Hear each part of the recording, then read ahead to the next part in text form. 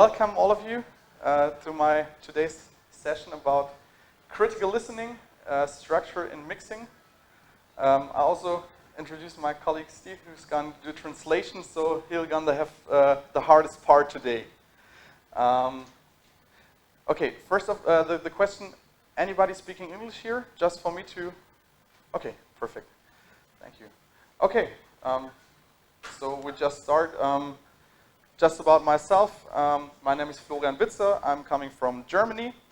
I studied Tonmeister, which is like musical production at the Hochschule für Musik, which is the music university in Detmold. I have a music production company called MeisterTon musikproduktion since 2015. Working as freelance audio engineer, Tonmeister, front of house mixer, system planner, and so on and so on. And I'm working for the Verband deutscher Tonmeister, which is the audio society, audio engineering society Germany, as for the departure of sound reinforcement.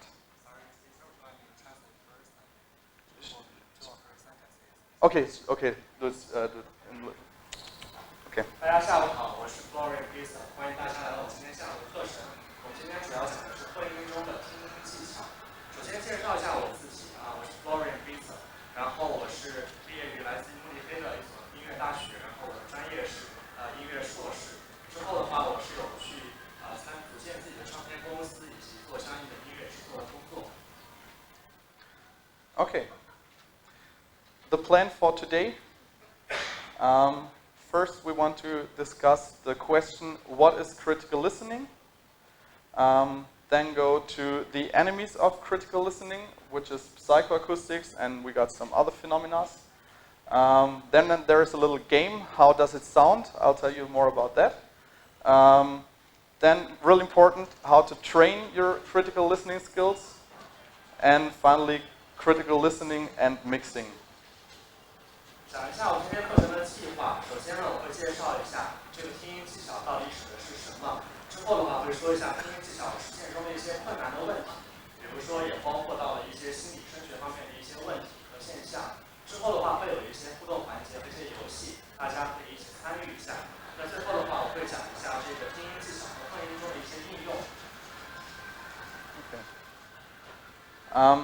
But before I start, it's pretty important to say we are just born with the physical ability to hear.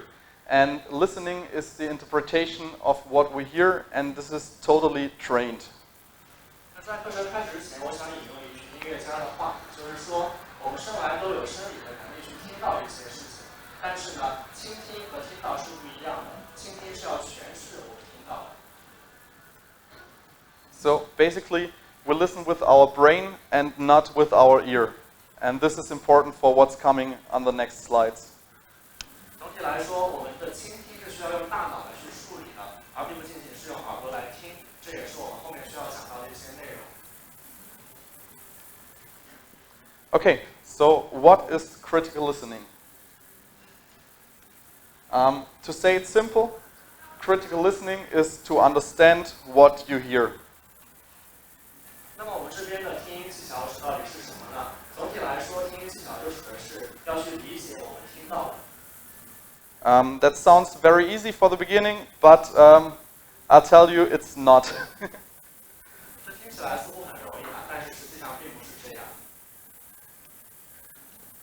Okay, I tried to do 3 steps of critical listening for myself.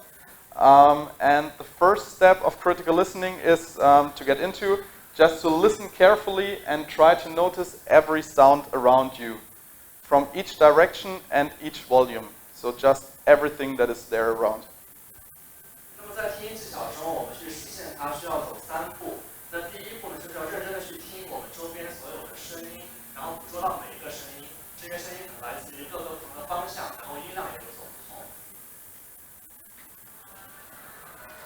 The second step is to separate what you hear and categorize the sound sources.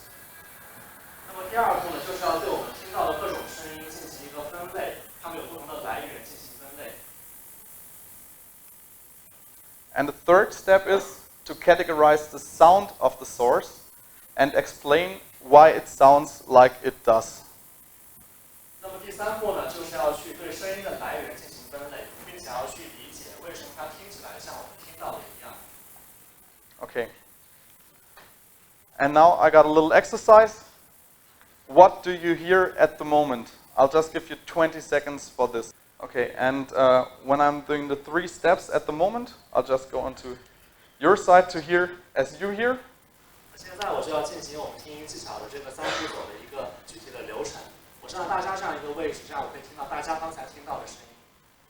Okay, we have some noise coming from the loudspeakers, which is on the left front and on the right front. 那我听到在我的左右边有这个2个扬声器的一些噪音。And we hear some music coming from outside, I think, from the left side. 还有在我站的这个左侧，外面有一些音乐传来。And what we hear is that there are, at the moment, less heights on the music than it is usual, and this means that it's probably far away or something is blocking the way between outside and here. 那么现在听的这个音乐的音量并不是很大，有2个原因可以解释，要么就是音乐的声源距离比我们比较远，那或者是音乐这个声音的中间有一些隔物阻断了。So this is an idea of what I mean on these 3 steps. 这也就是我说的这3步走的一个主旨。Okay, but it's not that easy as it sounds. We got some really bad enemies on listening, and I'm gonna tell you a little bit about that now. 但实际上执行起来并不是那么容易，在我们做听音的时候有一些问题和挑战，这里我会一个一个解释一下。Here I got a little list of different effects I want to talk about. We got effect that's called Yin and Yang Effect. We got masking. We got the Munson Curves. We got the Mcguirk Effect. We got boost versus reduction. The cocktail party effect, habituation, and touching versus listening. There are plenty more of them, but that's what we're going to focus on for the next minutes. 在这个列表中，我列举了一系列可以会影响到我们听音的一些因素和现象。那比如说有这个阴阳的效应，还有鸡尾酒会效应，以及麦格克效应、增强和减弱，还有习惯化等等。下面的时间我会逐一介绍一下这些不同的现象。Okay, first of all, we will talk about the Munson curves, or the curves of equal loudness. Probably you've heard before. 那首先我会介绍一下这个弗兰彻曼森曲线，也就是说现在叫做等响曲线，大家可能之前有听说过。The Fletcher and Munson curves were actually discovered by Mr. Munson and Mr. Fletcher in 1933, and it is a measure of sound pressure over frequency spectrum for which a listener perceives a constant loudness. 那么这个曲线的发现者就是弗兰彻和曼森2位，他们是1934年发现这一曲线的。这个曲线指的就是说，在一个频率的频谱上面的一种声压的测试方式。那么在这个声压上面呢，我们的这个测试者可以感受到一定的响度。And actually it says that the frequency response of our ear changes by the level. 这也就是说，我们的耳朵对于这个声音频率的一个回应呢，是不断的改变的。On the right side we see a little picture with that curves on it, and the blue one are the curves that Mr. Fletcher and Mr. Munson measured in 1933, and the red one is established in the new ISO standard for 2003. There was a new measurement, and actually when we're working with that curves, we use the red curves in between. 在我右边的图里可以看到2种颜色的曲线，一个是蓝色的虚线，一个是红色的实线。蓝色的虚线是1934年弗莱彻曼森2位发现的这个等响曲线，然后红色的实线呢是2003年 ISO 标准重新去定义的新的曲线。现在我们使用的是红色这一条。To measure that curve, the scale phone was invented, and yeah. 在这边我们可以看一下对这个曲线的一个测试的情况。And that means you see here the frequency scale, and this is the loudness scale by sound pressure level, dB SPL. 在我们的横纵坐标，横坐标分别是这个声音的一个频率，然后纵坐标呢，其实就是我们的一个声音的声压。And it says, for example, if you got a 1 kilohertz pure tone by 40 decibel SPL, if you want to have the same feeling of loudness at about 125 hertz, it must be about 20 decibel louder, which is a lot more than 3 times the loudness. 也就是说，在一个响度上，我们获得，比如说，在一个这个赫兹的响度上，我们获得的是这个40分贝它的一个声压。那如果说我们是响度想翻倍的话，我们要得到这样一个声压数的倍数要比响度要高。And what you can see also is that if it's really quiet, we got huge steps for that, and if it's got really loud, the curve gets flatter. And that means if it's really loud, we don't have to have this big steps onto the bass. And what it actually says that listening is definitely not linear, and it depends on which loudness you're listening. 另外一个发现就是说，在很安静的一个声音的环境中，我们的声音的这样的一个突破的话，是不是有一个很大的一个变化的一个声音的变化，会引起很大的一个频率的变化？但是呢，如果在一个音量很高的一个环境下，看到在上面这个响度很高的环境下，它的曲线就是比较平缓的。这也就是说呢，我们这样的一个听力的情况、听音的情况，并不是一个线性变化的过程。Okay. The next effect I want to show you is called masking. And masking says that sound can cover sound. 下面一个现象叫做掩蔽的现象。掩蔽的现象的主旨就是说，一个声音会覆盖另一种声音。And this is why for the acoustical processing in our ear, there are different areas for different frequency ranges. And if you hear, for example, a pure tone, which we're going to do now, not just the area of that tone, but also the area around is moving, and so it's harder to hear. And we're going to do a little exercise on that. 在这个掩蔽的现象里边，它的意思就是说，那对于我们的耳朵中对于不同的声音刺激物的处理呢，它涉及到对于不同的这个声音频率是由不同的耳朵中的位置来处理的。所以说，如果我们听到一个纯音的话，那么耳朵中它这个去反映这个纯音的位置，不仅是只有一个，而是在这个位置的附近都会有反应。下面我们就做一个测试来感受一下这个现象。Okay. I have some sine generators, some pure tone generators. We got one with 1 kilohertz right here, one with 1.1 kilohertz right here, one very high with 7,000 kilohertz, and one with 950 hertz. 这边的话，我们就有一些纯音的一个产生的不同的键哈。比如说第一个键的话，它是1000赫兹的，第二个是1100，第三个、第四个分别就是7000还有950。And those frequencies are picked because they are about at the same level of the Fletcher Munson curves, so our ear is working about at the same level with these frequencies. 那么我们选择这些频率的原因，就是它们同样的一个层级的这个弗莱彻曼森曲线，它对应的频率是要高的。Okay, so we'll just hear the 1 kilohertz tone. 首先，我们听一下1000赫兹的这样的一个纯音。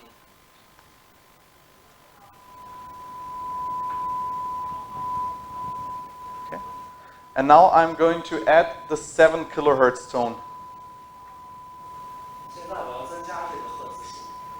And you just raise your hand when you can hear that tone, that 7 kilohertz tone, which is going to be really high. 他刚才加了一个这个7赫兹的一个这个纯音，7000赫兹的。如果大家能听到的话，请大家举一下手，它的这个音量是很高的。Sorry, just add the 7 kilohertz or 7 kilohertz. Yeah. 在1000的基础上，刚才加了一个7000赫兹的音，大家听一下。它现在就要加这个音，7000赫兹。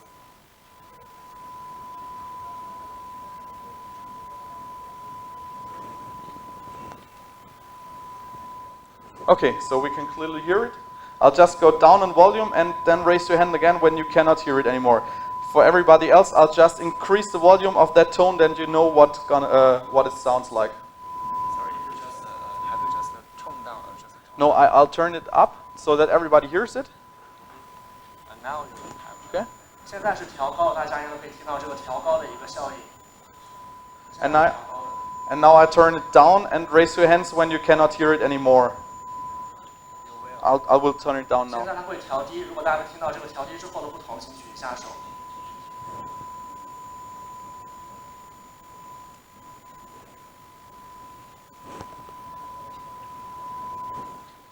Okay, so this is about the level. Okay, now I'm gonna add a 1100 Hertz tone and we'll do the same game again, okay? Just increase your hand when you really can hear the tone. Not the interferences, but the tone. 现在我们是做一样的练习，但是说我们不加7000赫兹的，加1100赫兹。如果大家听到差别的话，请举一下手。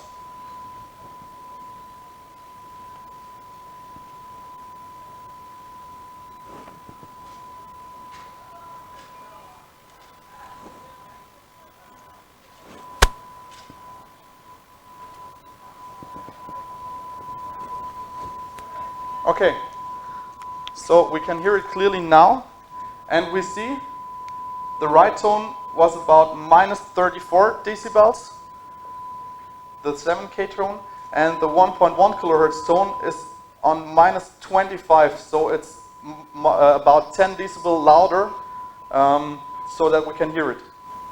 我们可以看到这个7000赫兹对应的分贝是34.7，然后1100赫兹对应的是25.2。这个7000赫兹它这个1100赫兹对应的是负25.2，所以1100赫兹分贝数是要高10个分贝的。 And this is due to masking through the 1 kilohertz tone. 这也就是我们这个掩蔽效应所要反映的一个问题。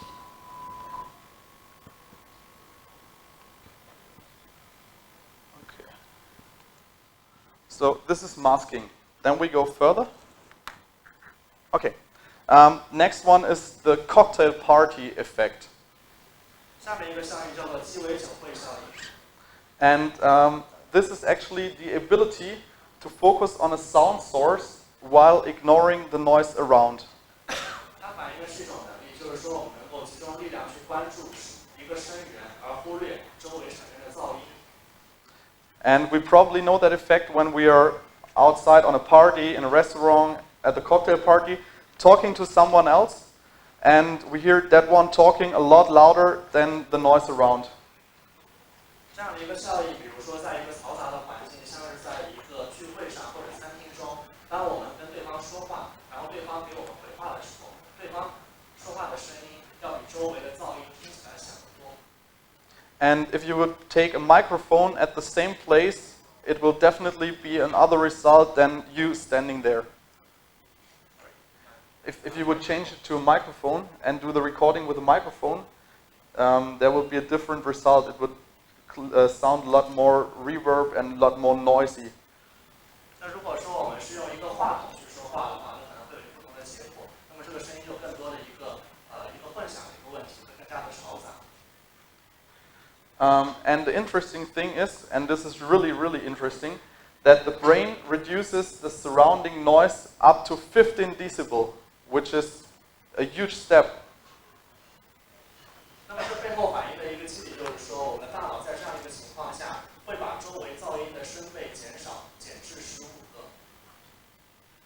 个。 And you also hear less reverberation on that special sound source. 那么在这样一个特定的一个声源方面呢，我们听到的声音的混响也会更少。 And this is important when you place your microphones and when you walk around and hear, you will probably hear something else through your microphones because you have a visual component. When you see the instrument, probably this effect might take part and you will hear something else through your microphone than you hear when standing in the room. 那么其实这样的一个效应就是说，如果我们手持麦克风的话，然后我们站在不同的位置，通过一个视觉观感，然后通过一个声音的听取，我们会在不同的位置、不同的一个听到的情况。 The next one, probably my favorite effect, is the so-called Mcguirk Effect. And that says that your hearing is influenced by what you see. And if what you hear doesn't match with what you see, your brain will trick you and lets you hear what you see. 那么下面一个效应就是我自己本人也最喜欢的一个效应，叫麦格克效应。麦格克效应就是说，我们听到的声音会被我们看到的所影响到。也就是说，如果我们听到的和我们看到不匹配，我们的大脑就会骗我们，告诉我们看到的才是真的。And to demonstrate that, I did 3 little video clips. I'm just gonna show you. First one. 为了证明这一点的话，我下面会播放3个视频来反映这样的一个现象。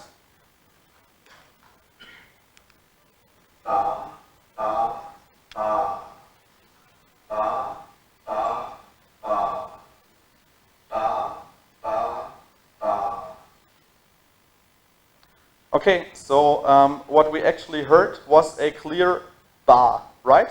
With a B. 大家显然在这个视频中听到是很清晰的一个 ba， 就是一个 B 的音。Okay, the next video.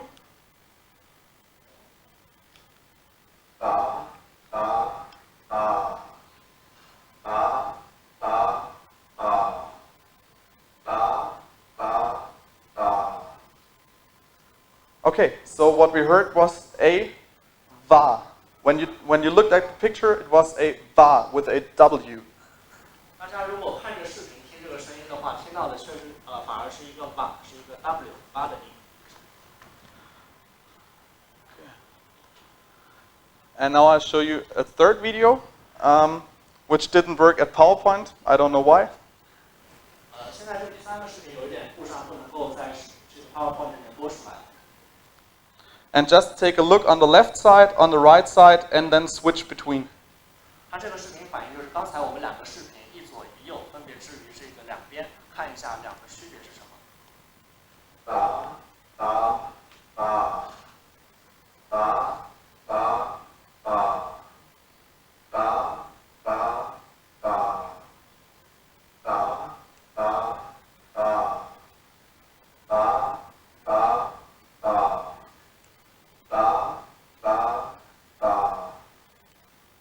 Okay, have you seen the effect?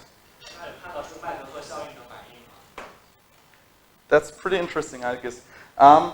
Probably everybody knows that effect, all the mixing engineers that doing live sound. You turn the knob on the console and you clearly hear something is changing. 那其实我们如果做这个混音工程师的工作，在现场进行混音的时候，如果说对我们的视觉进行看到和听到，有时候会有一些差异。 And then you turn the knob more and more, and then there is that point where something is a little strange. 那如果说我们去调高音量的话，我们可能会听到一个声音，但是如果说我们不断调高的话，可能听到的会有些不同。 And then you probably find out that the equalizer is on bypass, so it's not working actually. 那会发现，在这个情况下，甚至是说我们的这个平衡器是不是出了一些问题，导致了一些故障产生，我们会这样认为的。 It depends on how good you're trained. Probably you'll recognize it really early, but sometimes you can increase it up to 6 or 8 dBs and then just have the oh wow moment. 那么如果说我们经过训练知道有这个麦格克效应呢，能在早期发现这个问题，不然的话我们可能会不断的去调高这个音量，最后才会恍然大悟这样的一个状况。 Okay, and the reason for that effect is that the processing of our vision is a little faster than the processing of our hearing. 那么这麦格克现象背后的一个原因就是说，我们大脑呢对于这个我们视觉的一个处理速度要稍微快于对于听觉的处理速度。 Okay, then the next one, which isn't that strong, that effect, but it's actually there. I call it touching versus hearing. 那么下面一个现象并不是非常强的一个这个影响我们的听音技巧的问题，但是也存在，我把它叫做这个触觉和听觉的对比。 And that says that the way something feels can affect what we expect to hear, and that actually can affect what we hear. 那么这样的一个现象，它所指的就是说，一个事物它给我们这样的一个触感，会影响到我们听到的情况。 I have a little example for you from a German microphone manufacturer. 我这边有一个例子啊，就是德国的一个话筒的制造商。They invented a really high pricey microphone which was completely out of plastic, and that's why it was really light. 他们当时呢制造了一款高价的话筒，但是这话筒全身都是由塑料打造的，所以说它很轻。And they were told that the microphone feels a little cheap, so probably they have to change something because it just doesn't feel like a really pricey microphone. 但是呢，客户的反馈就是说，这样一个话筒感觉很廉价，然后呢，并不能够反映它这样高价位对应的一个身份感。And they just added some weight in it, some little steel piece that it's more heavy. 然后呢，公司作为改造，就是把这个话筒呢增加了重量，又加了一点金属进去。And all the people said that it also sounds a little better now, but they didn't change anything about it.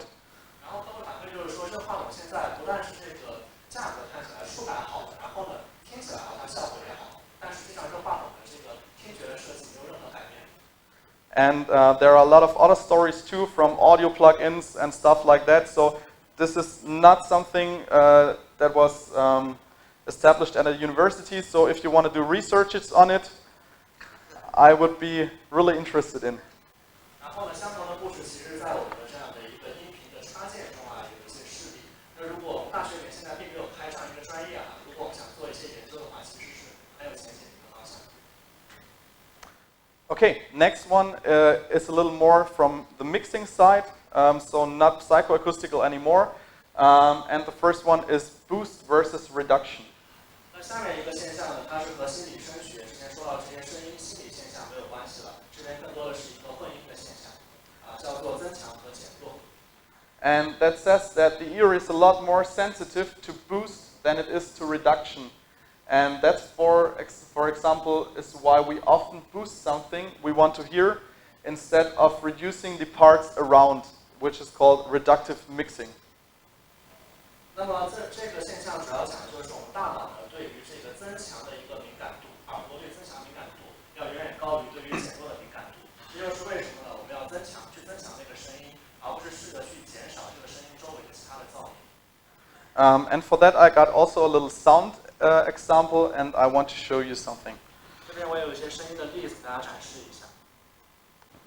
I have a little piano record here, and what I'm gonna do, I have an equalizer right here.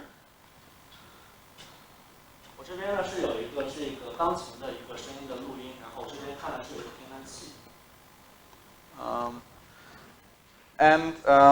First, I will reduce a little frequency range, and then just take a look on how big the effect feels, and then I'll just add it again, and then just recognize how big the step is for adding instead of reducing.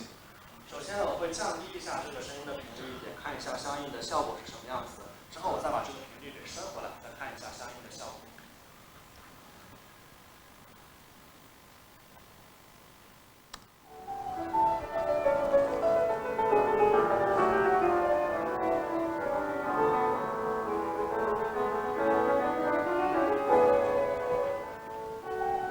Okay, I'll put something out.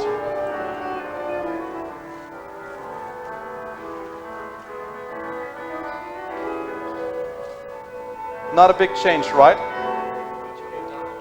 I reduced the frequency range. And now I'll put it back in and see how big the step feels now.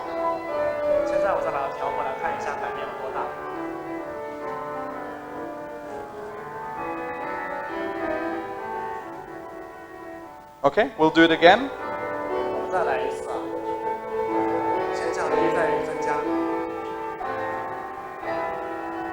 Okay, little step.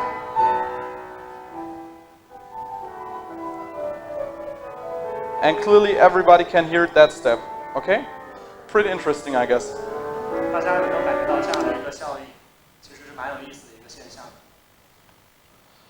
Okay.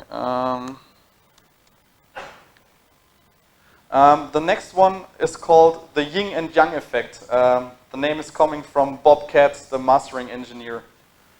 下面一个现象叫做阴阳现象，它来自于 Bob Katz，是一个非常有名的这个声音工程师。and that says that a tonal change with an equalizer does not just affect the range in which it was made, but also the other side of the scale.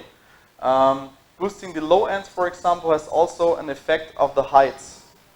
它这个现象主要讲的意思就是说，我们使用这个平衡器去改变这个音调的一个变化，不仅仅影响的是它本身的这样的一个音域哈，而且也影响在另外一端这个音阶的情况。也就是说，如果我们在低端去增强的话，同时对于另外一端的高端也是有影响。And that's why you see, you see this setting right here, which is called the smile equalizer, and that's one of the reasons why this is the most famous equalizer for mastering. 那这边的话，它这里呢就是有一个非常著名的曲线，叫做微笑平衡曲线。Okay. I also have a little sound example. I'm not pretty sure how good it works in here with all the noise outside, but we're gonna try this. 我这边的话也有一些声音的案例，但是呢，因为附近有噪音，不知道效果好不好，我们试一下。Okay, I have this piano for 3 times, okay? And we will add 4 kilohertz right here. And on the next one, we're gonna reduce 400 hertz, okay? And this is a little tricky now. The first one is a boost on 4 kilohertz. And the second one, 4000 hertz, exactly. And the second one is a reduction of 400 hertz. 那么我们这边的一个要做的一个测试就是有一个钢琴曲啊，首先呢我们会把它去进行一个增强4000赫兹，然后我们再做一个降低啊，减弱400赫兹。Okay. And now I'm going to the third step. Oh, probably we should wait on that. We'll try to. I will show you the 400 kilohertz area that everybody knows what we are speaking about. 现在我们做一个增强。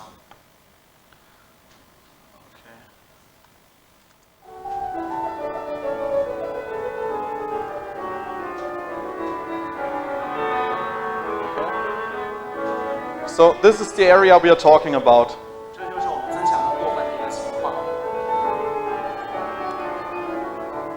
Okay.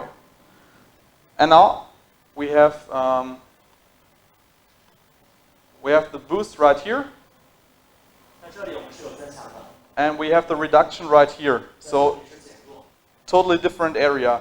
And now we're gonna hear what happens to that 4 kilohertz area when I switch between those 2 settings. 现在我把这个增强减弱的部分进行对调，我们听一下这个，首先是4000赫兹的一个增强是什么情况。Okay. So first the boost. 首先是增强部分。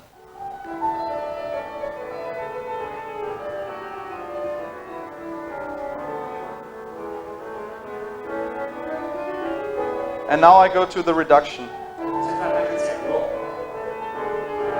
Oh. 1 second, please. Sorry. Okay, again.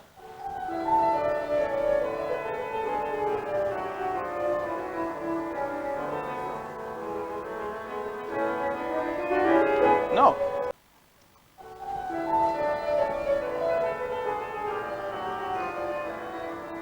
Still hearing the boost.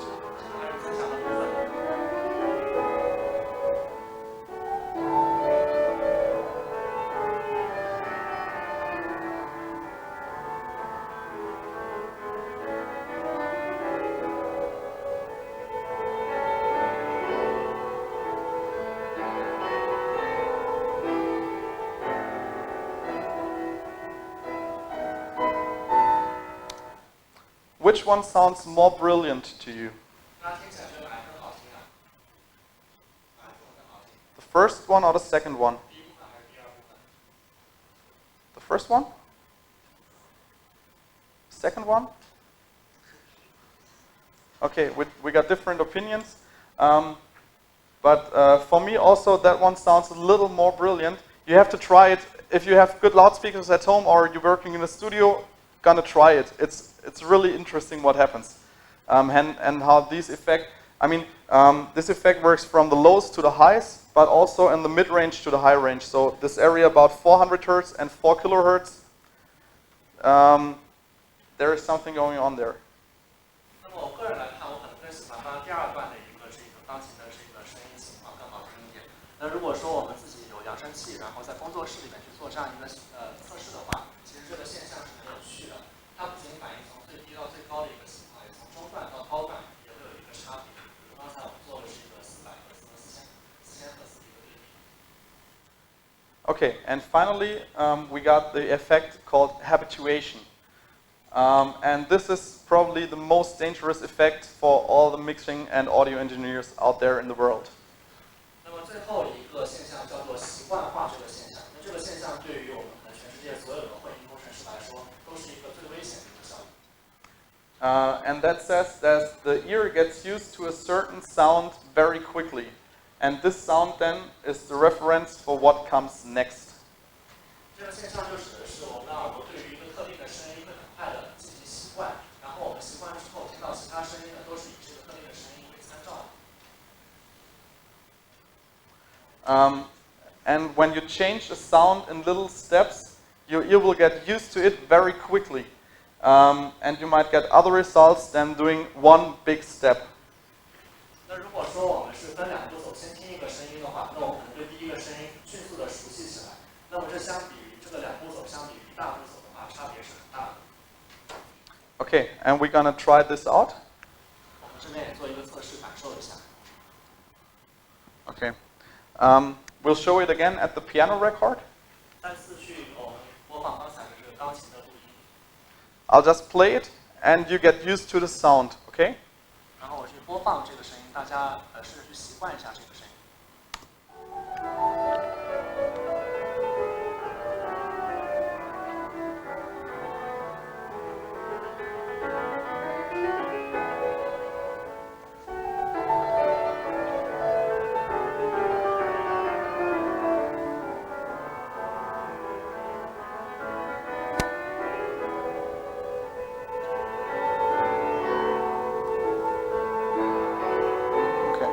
So actually it sounds well balanced, and I think it's pretty good piano record.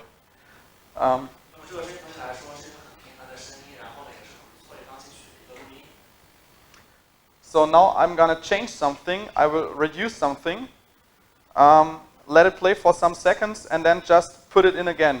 And it will clearly sound muddy to you and not well balanced anymore. 那么如果现在呢，我就做一些改变，减少一些部分的话，然后我们再听几秒钟。那之后我们再回放的话，会感觉声音就很糊，然后很混，然后听起来的话，对我们来说就不是很习惯了。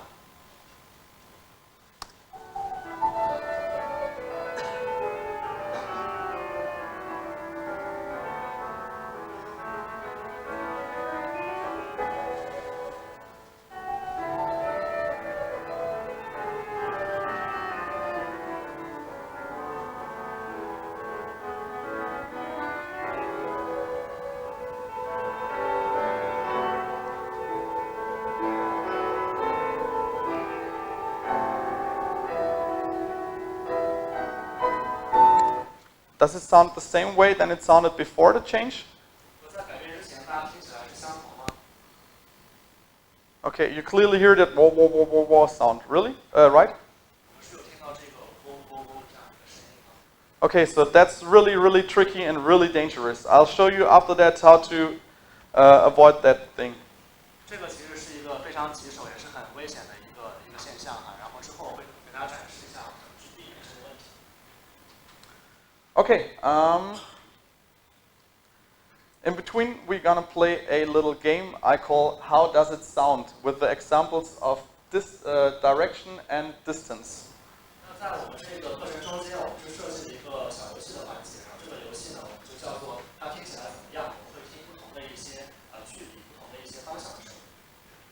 And what I want to show you is that there always are different ways to get the same result, and it's pretty important that you know all the ways to get the same result. 这边游戏想展示的一个主题就是说，我们想达到同样的一个声音效果，其实是有不同的路径的。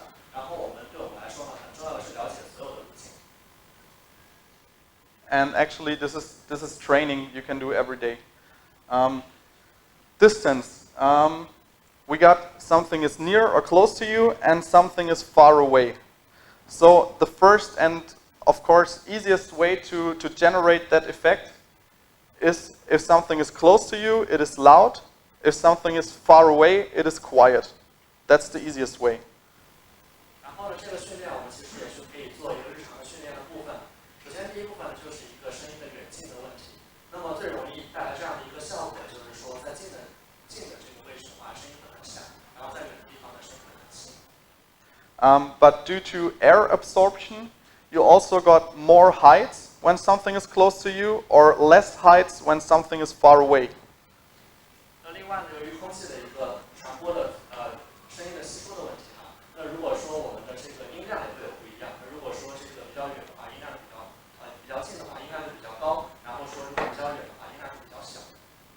So you can also generate that effect, for example, with an equalizer.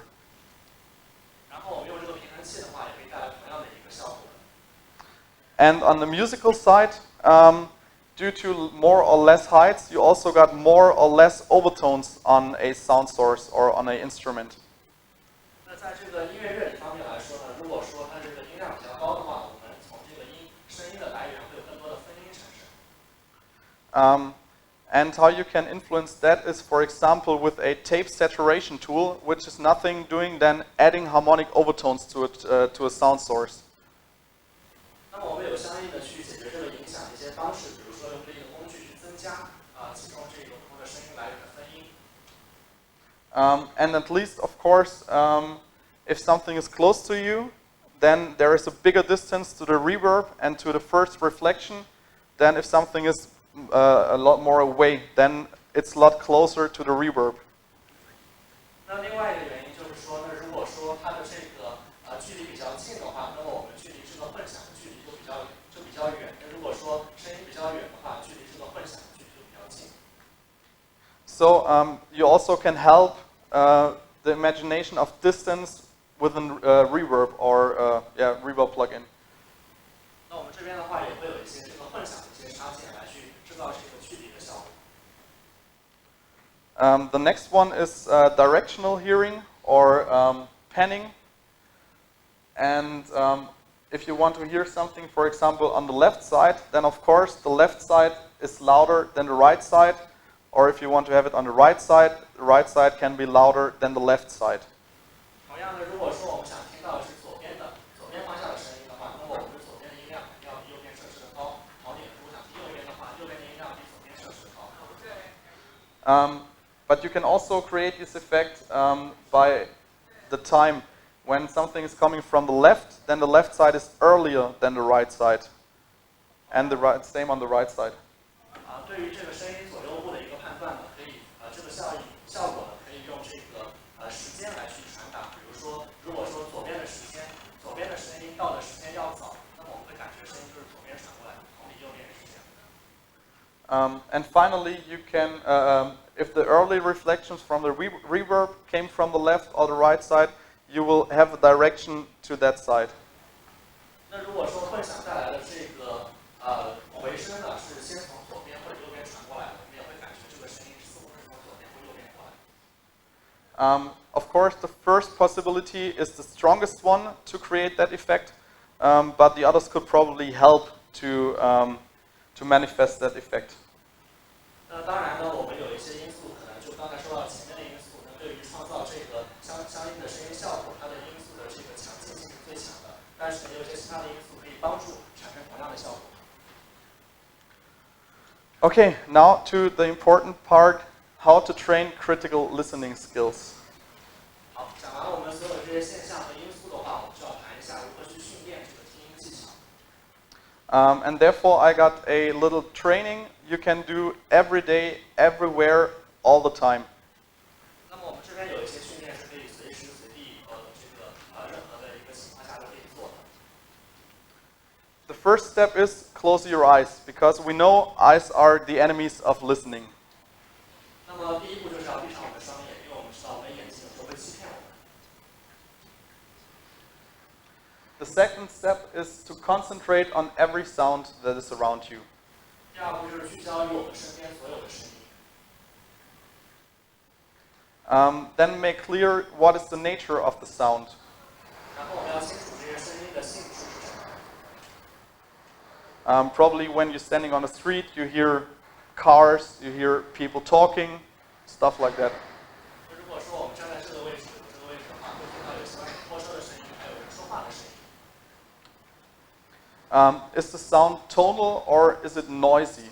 Or does it have a tonal component and a noisy component? 另外就是这个声音本身是有音调的，还是这个声音是属于噪音的，或者说两者兼有。If we, for example, go to this projector, I don't know where the fan is. 如果说我们走进这个投影仪啊，看它的风扇的位置。Oh, that doesn't work. It's a pretty quiet one. But that one would have a tonal tonal component, which would be probably a okay, due to the speed of the fan.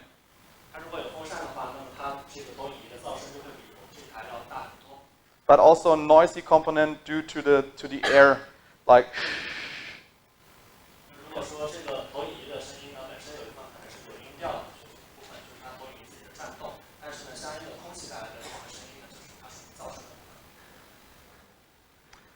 Next step, where are they located around you? Are they left, right, above you, under you?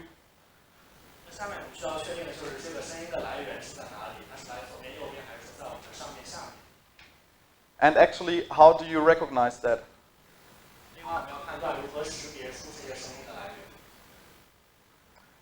Is there a room or a echo or a reverb around you?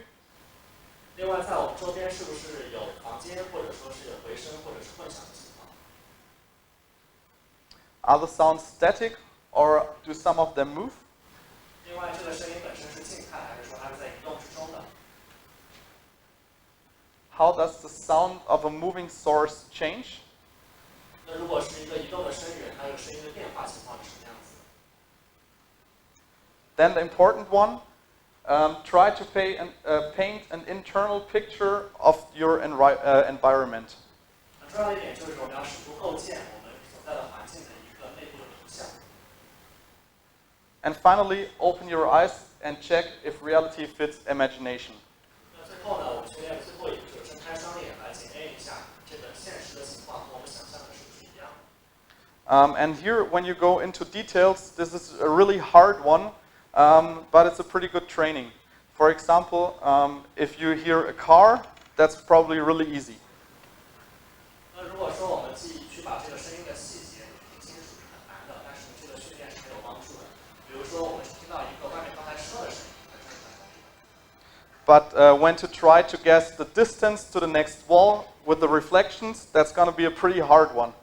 那如果说通过它相应的回声的情况来去判断这个车的距离，那其实就很难了。So you got different levels of that game. There is an easy level and a pretty hard expert level on that, and you depend on how to play it. 所以说我们这个游戏呢是有很多不同的级别可以玩的，可以玩新手级别的，也可以玩专家级别的。Okay, then we go to, oh no, I want to show you something I have with me. When I travel, I always got my camera with me to take pictures and a special sound generator tool which works pretty good to recognize the reverbs. 如果还有我自己的一个个人的一个物品啊，就是说我在旅行的时候，除了带着一个相机拍照之外，另外我还有一个声音的制造器啊。通过这个声音，我可以制造出一些回响的效果。And the good thing is that the producers of this do not know that they are building a precise audio tool, but they think it's a toy. 然后呢，我们可能有些同事就觉得它本身并不知道它是一个音频的工具，认为它就是一个小玩具。So actually, mine looks like that. You know that? 大家有了解我这边这个工具吗？这个音频工具。Okay, what it does is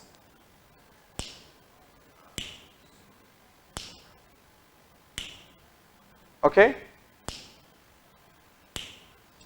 It's a pretty short and quite loud noise, like an impulse. 它能够去做的就是产生这样的一个音频的效果，就是一个很短的，但是是一个音量比较大的一个噪点。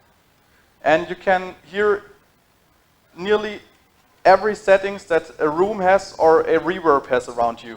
You can hear the distance to the walls, you can hear the way the echo gets lower, you can hear all the details of the reverb, you can nearly hear everything by just clicking and hearing. It's perfect. 通过我手里边这样一个神奇的物品的话，我们可以做很多的一些用途啊，比如说我们可以判断这个墙，通过这个回音的情况判断远处的墙距离有没有多远，然后呢可以去了解不同的这样一个混响的细节，然后轻轻的点一下就可以。So this is daily training you can do every time and everywhere. 这就是我们日常训练，我们可以随时随地去做的。 Okay, then we go to technically and musically training, which is a little more precise. 下面我们就进入这个相应的细节的音乐的训练，这些训练更加的具体。My first advice is learn from others. That's the most important stuff because there are pretty good engineers out there. 那我第一个建议就是向别人学习，因为有很多优秀的声音工程师，我们也可以去借鉴很多好的经验。Listen to as much music of as many genres as possible and do that live and do it on records.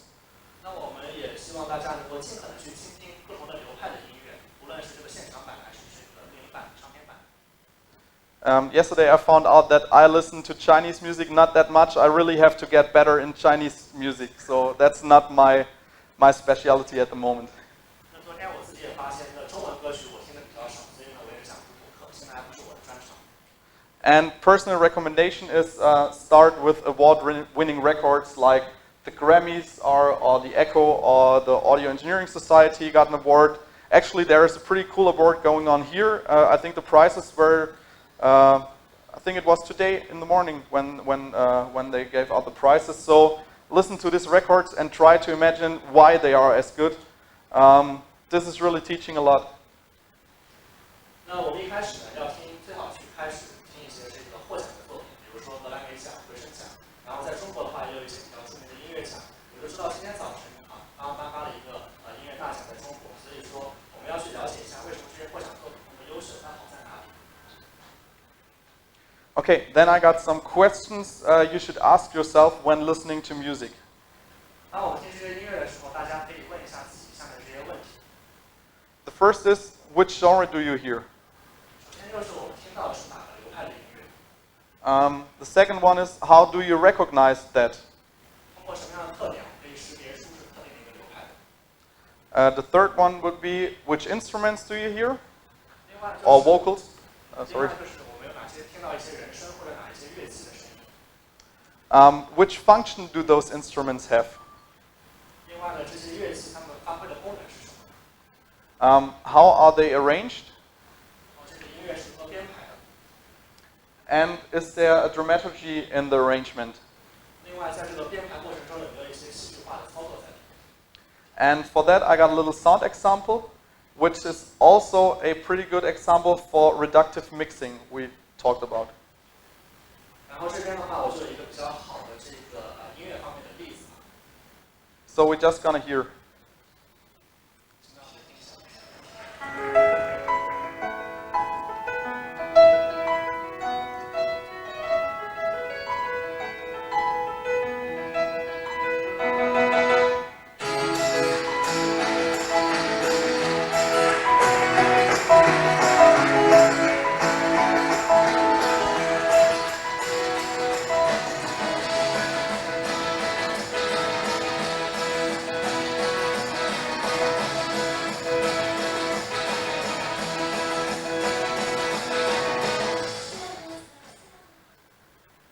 Okay, that's a piece from a German musician you might not know, but the important thing I want to show on that one is the dramaturgy of the introduction. 然后呢，这一首歌的话，来自的是一位大家可能不太了解的德国的音乐家。然后我这边想展示的就是说，在这个歌曲的这个前序部分，它的一个戏剧化的一个编排。 Basically, you got the same pattern for 3 times repeated. 我们可以看到有相同的一个音乐的模式，它重复了3次。But the first one, there is just a piano playing. 然后第一次的话，仅有钢琴的一个弹奏的。the second one is added with the guitar, and mixing-wise, it's interesting that you just reduce the piano set so that there is space for the guitar. 那第二部分呢，其实是加入了吉他的伴奏，但是呢，在混音方面比较有趣，在混音方面它就减弱了钢琴方面的音量，让这个吉他伴奏可以凸显出来。And at the third point, we have a drum set added, and we have brass added, so winds. And so you always got a new idea of what you're hearing, and it's not boring. 然后第三部分我们加入其他的一些乐器，比如说这个鼓啊，还有这个贝斯，然后就可以让这三个片段都有一些不重复的新颖的地方。And this is a way to make music interesting. 这也让我们的音乐变得有趣。There are a lot more other examples for that, and in classical music it's completely different, but this is an example out of the pop music, which is pretty good, I think. 然后这边呢就是一个流行音乐比较好的一个代表，然后在我们经典音乐里面，当然也有一些相应的不同的一些模式。Okay, then we go just to a list of stuff. I want to tell you things you should work on, things you should train yourself. Yeah, let's go on with the musical stuff mainly. 下面我就有一些相应的建议给大家，然后在不同的方面，大家可以去进行训练，或进行进行日常的一些去做一些练习。首先第一部分是音乐方面的。The first one is, how does the instrument sound? Do they sound naturally? Do they sound falsified? Are they near to you or are they far away? 首先第一部分就是我们要判断一下它这个乐器听起来怎么样，这个乐器听起来是不是自然，还是有篡改过的一个痕迹，还是说它的距离是远还是近？ Then what is the room impression of the record? Is it a large room? Is it a small room? Are there echoes? Is the room natural, or is there a plugin or a reverb generator used? Or are there different rooms? 然后另外就是这个录音棚，这个录音的环境是什么样子的？判断一下它是比较大、比较小，还是说回声比较多、比较自然，还是比较虚拟？另外是不是能产生比较多的回响？ Then the timbre of the record, if take a look on the spectral balance of the naturalness, if it sounds like no heights or sizzling, what is the timbre of the record? 另外就是这个音质本身怎么样？它是不是有一个频谱的这个音频的频率的一个平衡，或者说听起来比较自然？有没有一些听起来比较干扰的声音，像是嘶嘶的声音，还是这样的一些干扰的声音？ The next one is the localization. Is it stereo or even more than stereo? Or is it mono? Are the sound sources stable? Do they move? And what is the depth of the record? Are they all on the same line, or do you have probably vocals in front and the rest behind it, or is it all on the same line? 然后另外就是它这个歌曲的一些本身的设置是什么样子的？是不是这个立体声的，还是单音道的，还是说它是本身比较稳定平缓，或者说它的不同的这样的一个乐曲的段落都有不同的一些设置，像前面放的人声，还是说整体都是比较平和的？ Then we have the differentiability, which means the clarity of sound, but also the clarity over time. 另外呢，就是声音的这样一个音乐的一个差异化特性，就是说它的声音本身是不是清晰的？另外呢，它这个声音随着时间的推移能保持一个清晰的状态。For example, if you have probably a flute playing a really short notes, are you able to recognize each of them, or do you have such a large reverb that you can't recognize each tone and it's just like a cloud of flute noise? 那如果说我们是有这个长笛的伴奏在里面，它的声音本身是比较短促的，那我们听的时候能分辨出来每一个不同的长笛的音调，还是说这些音调整体混到一起变成一个大的回响？ Okay, then we go to dynamics. Are they real or are they unreal? And how is the loudness over time? Are there loud parts? Are there quiet parts? Are there quiet parts but they sound loud because they are hardly compressed and so on? 那另外就是声音的动态的一个问题，它本身呢是真实的还是这个经过合成的？它本身的声音本身呢，它这个响度怎么样？是比较响还是比较近？或者说听起来比较近，但实际上它是比较响，因为经过压缩，所以显得就比较近。Then we got the balance. That means the balance between instruments, but also the spatial connection of instruments. And finally, the musical relevance. That means are the important instruments on the front and the more unimportant instruments in the back, or is there something you hear in the front pretty loud which is not that important than an important one that is far behind? 那另外就是选手音乐它的平衡性怎么样？这个平衡也包括了它的乐器之间的平衡，它的这个乐器的空间结构之间的平衡，也包括了音乐的相关性。也就是说，它在音乐的前端是不是先置入了最重要的一些乐器，还是说一开始音量比较大、比较响的乐器其实是不重要的，重要的后面才出来，它的相关性强不强？ And finally, we go to all the effects we have, for example, delays or distortion or all this stuff. And pretty important, what function does these have? A delay, for example, can just be filling up a break, or it can really be a rhythmical part of a drums, for example. 那另外一点就是看到所有不同的音乐点产生的效应，比如说有没有一些延迟，或者有没有一些这个失真的一个情况。那它这些不同的一些效应本身，它带来的这个功能是什么样子？比如说延迟的话，它可能是为了补足在音乐间中断的问题。 Okay, then I have a scale that is not directly to do with hearing, but I think it's really, really important one. And this is stolen from Bob Katz. And he said, learn the language of frequencies. 那这里呢，我有一个这个音乐的表格啊，这个表格的话和我们听音的主题并不是直接相关，然后它的来源是 Bob Katz， 他所说的就是我们要去学习这个频率的语言。 And what he says is that when I'm talking to professional audio engineers or audio people, we usually use that scale, which is blue, to talk about frequency range. 那他所说的意思就是说，如果我们是和专业的这个声音工程师对话的话，我们使用的语言就来自于这个蓝色的表，它是关于音乐的这个声音频率的一些专业的术语。 But when you, for example, talk to musicians, they will not know the language of that frequency stuff over there. They will use other words to communicate. 那如果说我们和音乐家沟通的话，和音乐家本身沟通的话，他们不了解这个频率相关的一些语言和一些表达，他们会使用其他的一些方式来沟通。 And you, as a professional audio engineer or recording engineer or mixing engineer, whatever you're doing, you should know that language.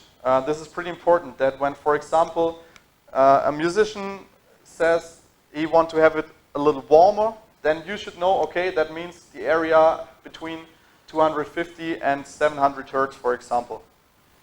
然后无论是作为在美国啊，无论是作为这个专业的这个录音师、混音师还是调音师的话，我们都需要去了解这个音乐频率的语言。那我们举个例子，比如说我们一个音乐家，他说他想在一个音乐里面加一点这样的一个声音的效果。那我们作为这个音乐工程师的话，我们要知道他所说的就是要增加下面这个频率波段250到700赫兹这样一个频率。 And it's easy for you to find the scale on the internet. If you just put in Bob Katz and frequency, you will find this one. 如果说我们在网上去搜索这个 Bob Katz 加上这个频率的话，就很容易发现下面这个蓝色的频率的表格。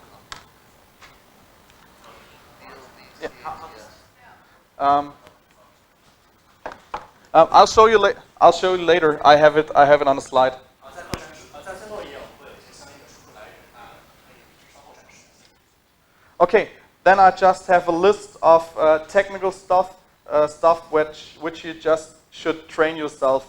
This is not mainly musically stuff, but just technically. And I hope everybody knows what that vocabularies mean and how to train it. If not, we can just talk about it, but I will not go deeper into that. 另外也有一些相应的技术的一些工具和方法，然后我们也可以去进行应用。然后这边的话，我们就一个一个讲，给大家了解一下。So the first thing is comp filters, which can always happen when you add two sound sources. 首先第一个叫做这个舒适滤波器，就是说当我们去增加两个不同的这个声源的时候，就使用 then you should be sensitive to the sound of how a compressor works and how it sounds. 然后我们这边另外还有这个相应的压缩，还有这种相应的方法工具。Then we got bandpass filters. We got the difference between a mid signal and a side signal of stereo recordings. Yeah.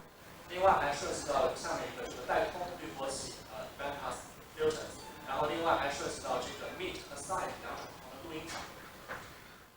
Then we have stuff like saturation, which is a lot more important when you're working with analog gear. 然后另外呢，很重要的一种工具就是在这个饱和这个工具。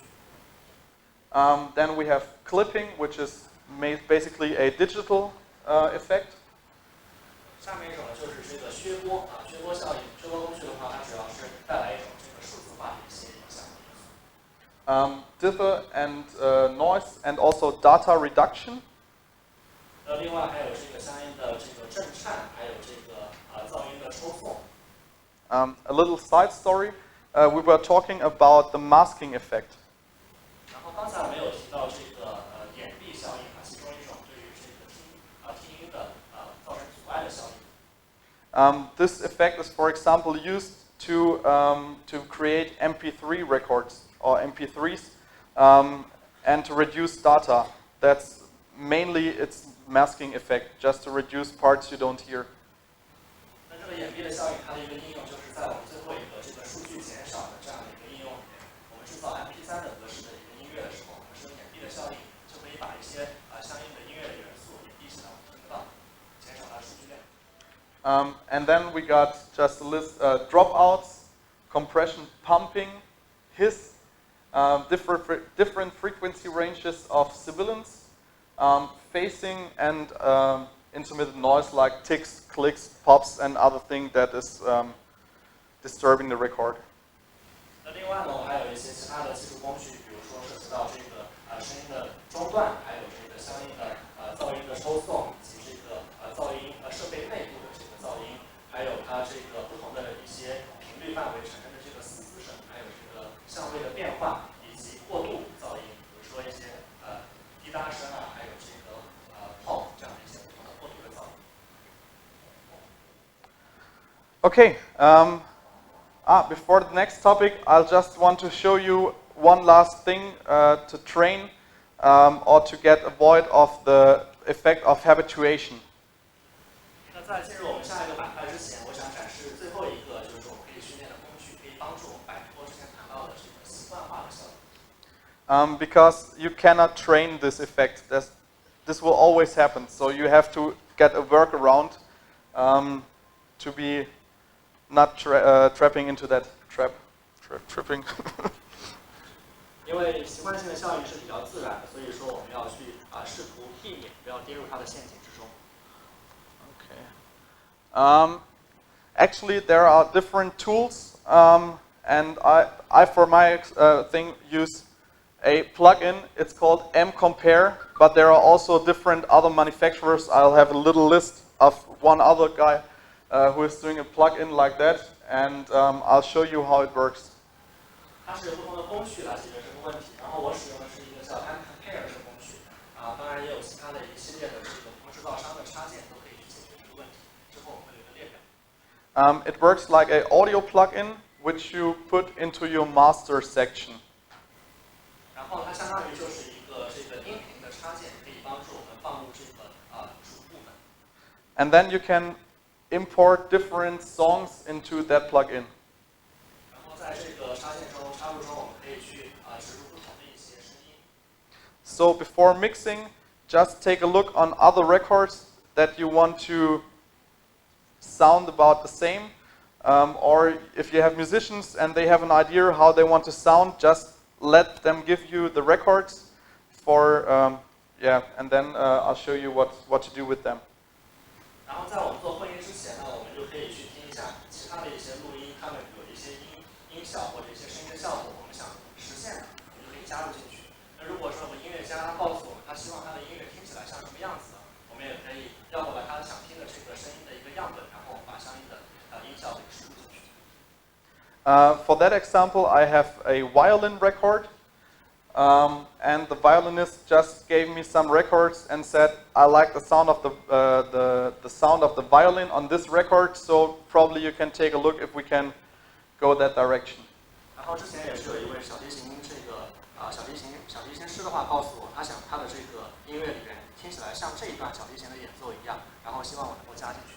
And actually, what it makes, you can just switch between your mix and different records. 那其实我们能做的就是把这不同的声音或者不同的这个唱片和我们的这个混音进行一个互换。And that makes it easy to compare and see if you're on the right track or you did some wrong settings and just get used to them and it sounds okay for you. 这样的话，其实比较容易我们进行比较，可以看到我们自己的这个路径是不是正确的，有没有被这个习惯化的效应所影响到，或者说我们是不是有一些设置错误了，我们是需要去修正的。Okay, I'm just going to show you.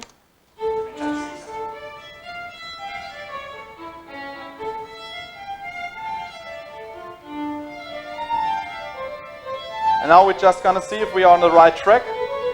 看一下现在是不是在正确的轨道上面。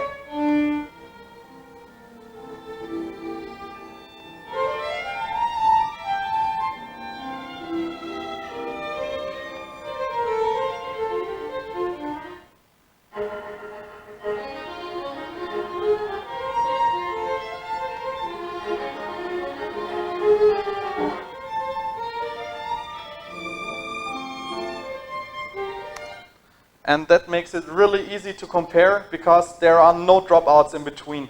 It's just directly the next record. This is a brilliant way to avoid habituation.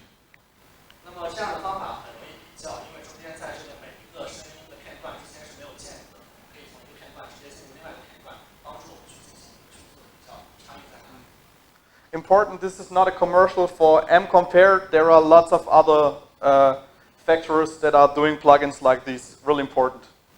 当然，我不是为我们这个 M.Compare 做广告啊，当然有其他的很多的一些制造商的插件工具都是可以使用的。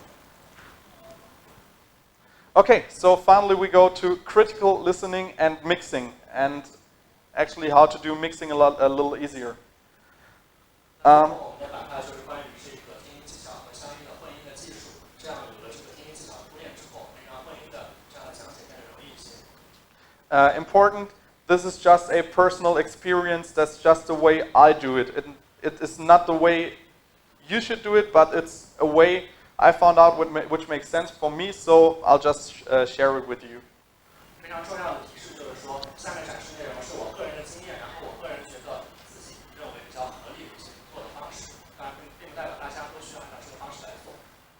So my first recommendation is figure out a fixed sequence of processes you're doing. 首先我的第一个建议就是说，找到一个我们自己做事情的一个固定的顺序。And then just do one step after the other, but not one step for all the steps for one source, but all the one step for all the sources. 那下面我们要做的就是要一个一个步骤来，当然并不是说所有的步骤都是去解决同样的一个来自同样的一个来源，而是说能够一个步骤达到多个渠道、多个目的。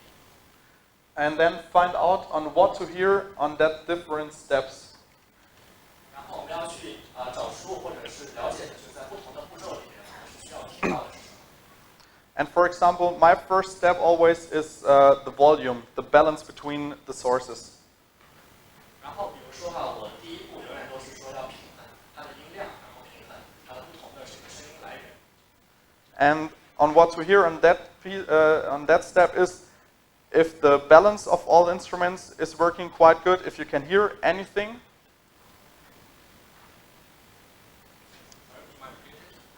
On that step of doing the balance, the first thing to hear is if the balance is right and all instruments are good to hear.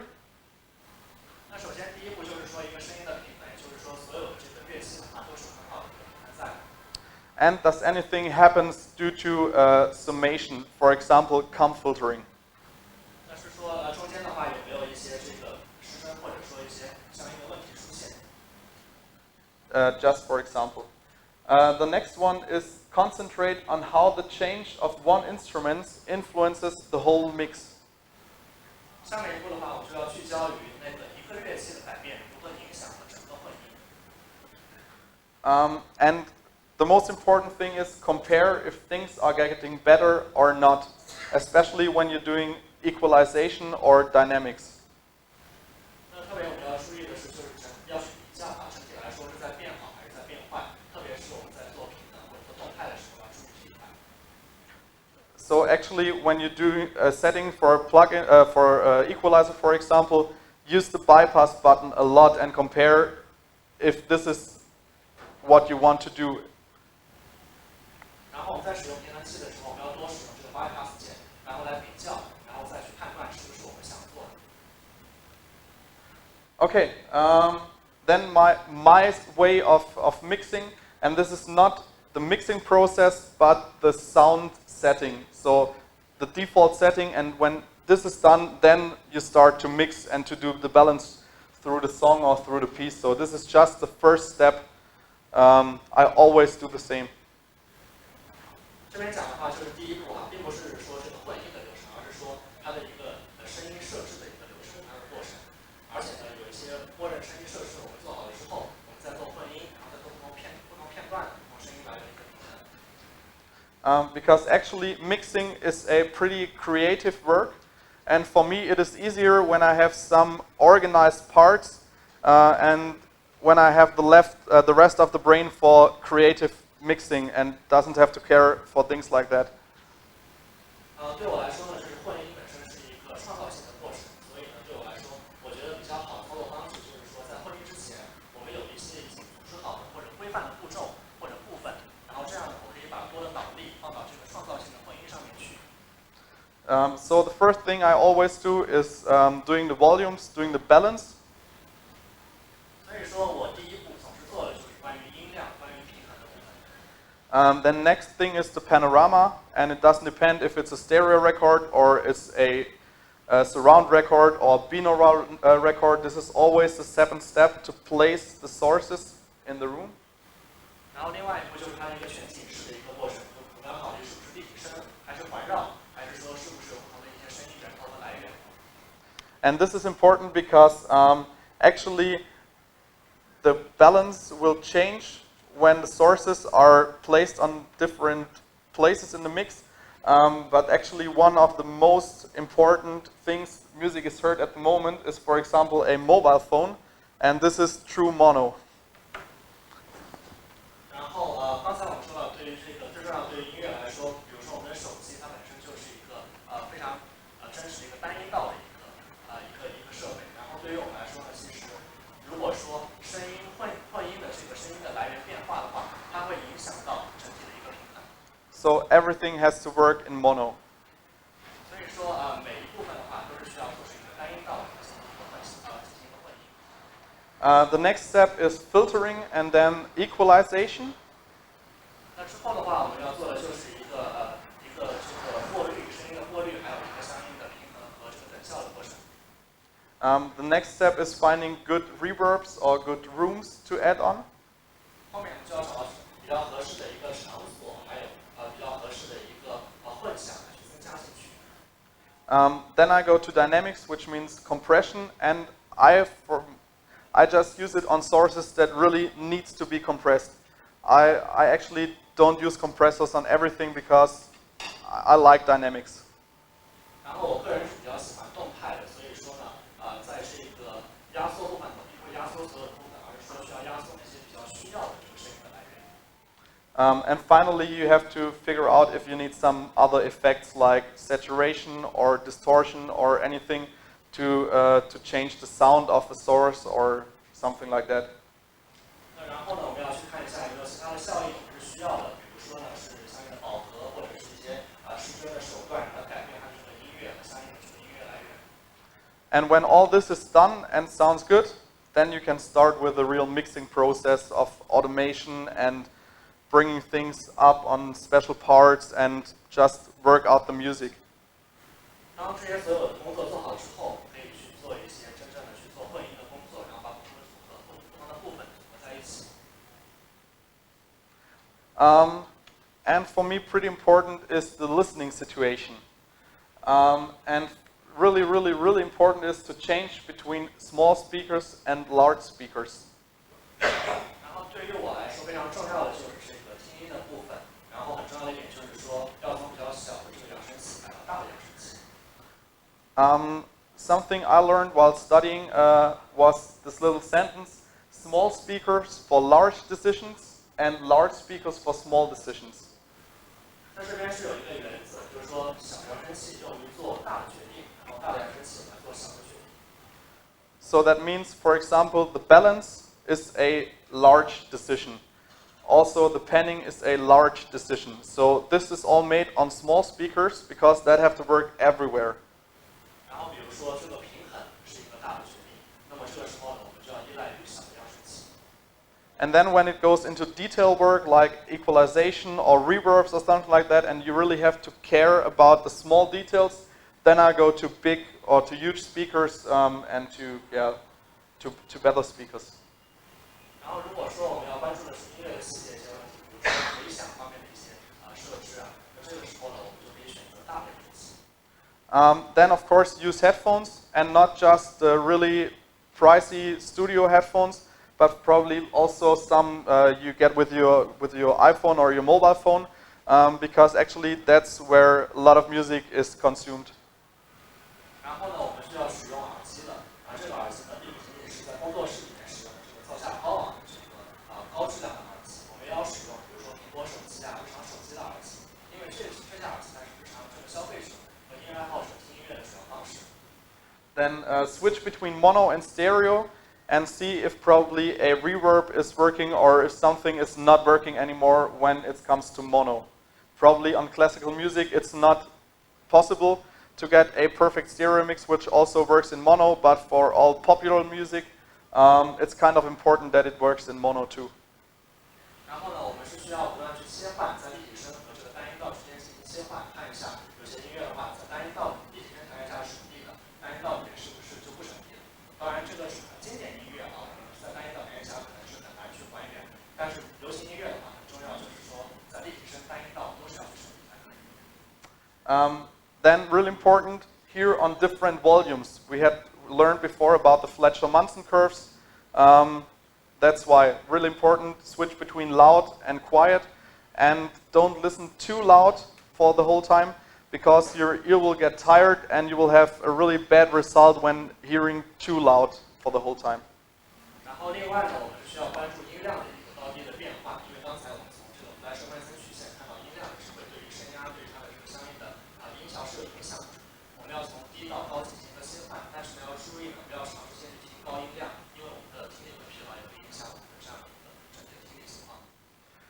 Then another trick, use high-pass filters and low-pass filters while mixing to check if the different segments works.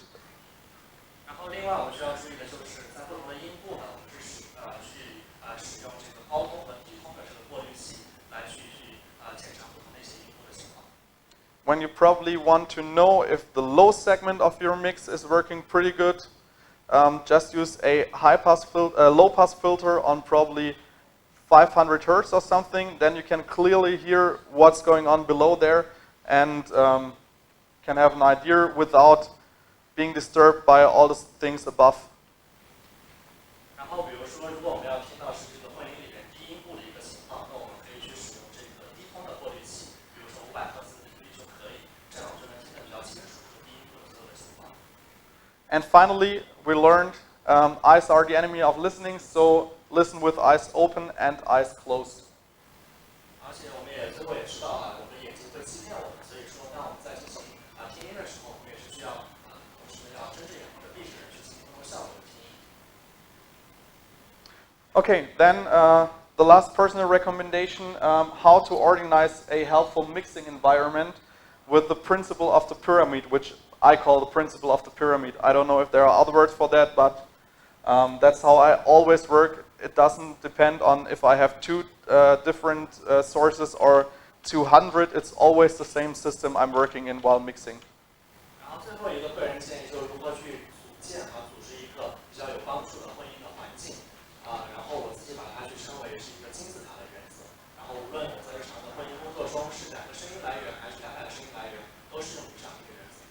I'm pretty sure that the most of you also work on the same principle of organizing a mix, but I'll just gonna show for the ones who do not.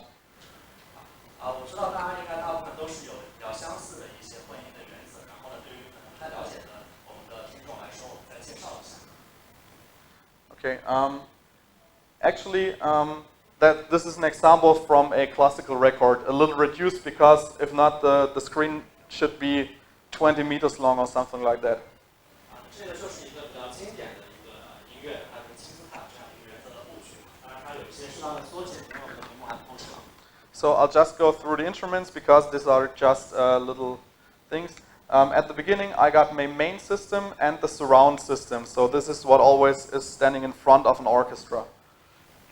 然后呢，我们在这个下面的话，主要都是一些相应的乐器的列表。然后我们前两个要注意一下，第一个就是我的主系统，第二个就是我们的一个环绕系统。Then I have the string section with violins, violas, violoncello, and double bass. 然后我们下面就是弦乐器，包括了这个小提琴、中提琴、大提琴，以及这个低音提琴。Then I have the woodwinds, flutes, oboe, clarinet, and fagot. 然后我们还有这个木质的乐器，包括了这个长笛啊，还有拉风琴等等。Then the trumpet, trombone, French horn, and tuba, brass. 另外还有一些这个铜制的乐器。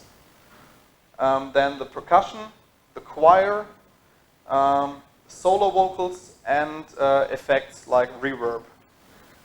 然后后面一部分呢，就是我们的打击乐器，也包括了一些这个相应的人声，还有这个回响。So when you have a big classical record, probably you know that, you got up to 40, 50, 60 channels, so a lot to organize. 那如果说是我们的这个经典的音乐的唱片，我们都知道它背后需要的这个涉及到的乐器的数量很大，可能涉及到有40-50个不同的中大提琴。So the first step is to group those sources to different group faders, like that. And you combine the main system, you combine all the strings, all the all the woodwinds, and so on. You combine it to a group that you have one fader for one group. 所以说，对于这些不同的元素比较繁杂的元素，我们第一步要做的需要做的就是一个分组，把这些不同的进行一个划分。比如说涉及到弦乐器，还有木质乐器，还有这个主系统进行一个每一个不同元素划分到一个组下面。Important, this works out better on a digital audio workstation than on audio consoles because usually you do not have enough groups for that. You have to figure out different ways. It's possible, but it's a little more difficult. 然后呢，比较重要的一点就是这样一种分组的方式，可能对于我们的这个数字化电子的这样的一个音频的制作来说更加的可行。如果是在音乐会的一个环境下面，它的这个元素太多了，所以分组起来会变得比较难。And it doesn't depend if you do sound settings on that groups. It's just that you have the possibility to balance a whole group at once. 这样做的好处呢，就是说，如果我们把不同的元素进行分组，我们可以以组为单位进行一个声音的平衡。Okay, then there is the next group where I have all the orchestra and all the vocals together. 然后我们再进一步的去进行上级的分组，这边就变成了这个管弦乐队的部分和所有的人声的部分。And finally, that goes to my master fader, to my summation. 最后的话就到了我们这个整体的所有元素大融合的一个。And the reason is that it makes things more easier to do mixings. At the beginning, you do your usual balance with all the channels you have. 那么这样的话，就让我们这个混音整合起来更加的容易。那一开始的话，我们肯定是要涉及到不同渠道的一些声音来源。But due to a mixing process, or during a mixing process, there might be a part where the choir needs to be a little louder, or the woodwinds are a little too loud. You need all the woodwinds a little lower. 那因为这在混音的过程中，我们也会发现，比如说这个合唱的部分需要增强一点，然后这个木质乐器的部分呢想降低一点。And so it's a lot more easier because you have just one knob to turn and not 5 or 10 knobs. 那这样的话，我们进行调整会比较容易，进行一个整组的调节就可以了，不用说一个元素一个元素的调整。And the second reason is it's a lot easier to find mistakes in mixing when having this organization.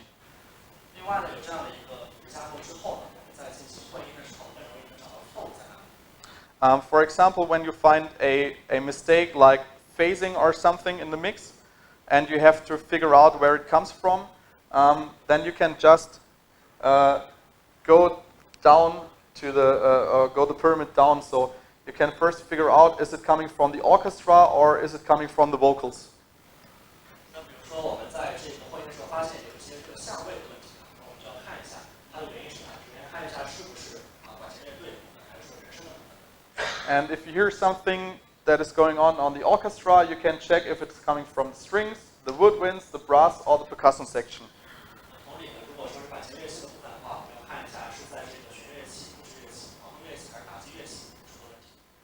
And so it's pretty fast to find mistakes, and also to find mistakes due to combination of microphones, which can, for example, be phasing. Because when you have just all the channels going to the master fader, you have no possibility to find out where the phasing comes from.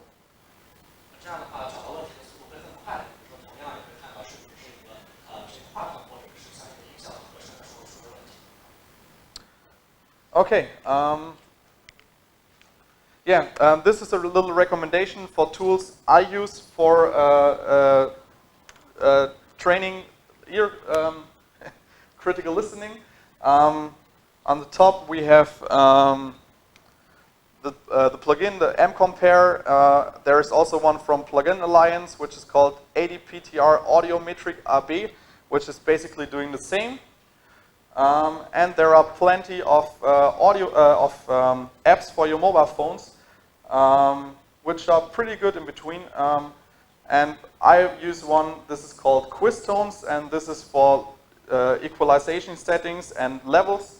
And one is called Better Ear Training. That's a musical training where you can figure out different accords and different stuff like that. Sorry, that was much.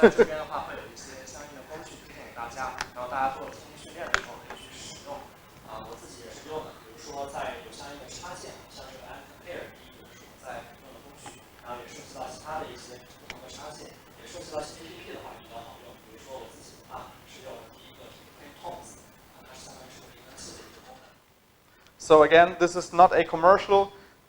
This is just to give you an idea how you can train your skills.